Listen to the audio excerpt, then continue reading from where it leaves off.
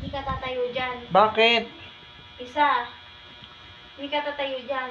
Ano nang gagawin mo sa akin? Alam mo, Lab. Nakakasar ka? Dali Hindi. na. Lab, ang sarap naman ng luto mo, Lab.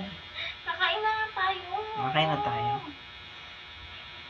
Dali na nga. Hipon. Sarap naman ang ulam natin, Lab. Sige na.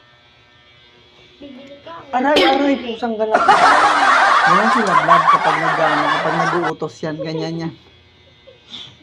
Kaya kailangan sundan mo siya. Pag di mo sinunod, pukpukin ka talaga ng hawak-hawak niya. Oo nga, bibili mo ang Lab. Aray ko yung Lab. Pusang ganap. Nagugutom na ako. Pero Lab mo ako. Ha? Siyempre. Hindi nila magmamahal. Lab, ang sarap naman ng pagkaluto mo, Lab. Ang sarap ng hipon ni Lab. Grabe. Yan na naman.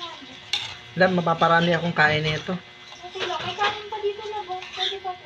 Makakakain akong marami nito tapos mamaya pag nabusog ako makakakain din ako mamaya bago matulog. Mabubusog din ako. Dad. Ah. Sige, lagay mo dyan sa ano. Sapa mo dun Lab sa kakanan.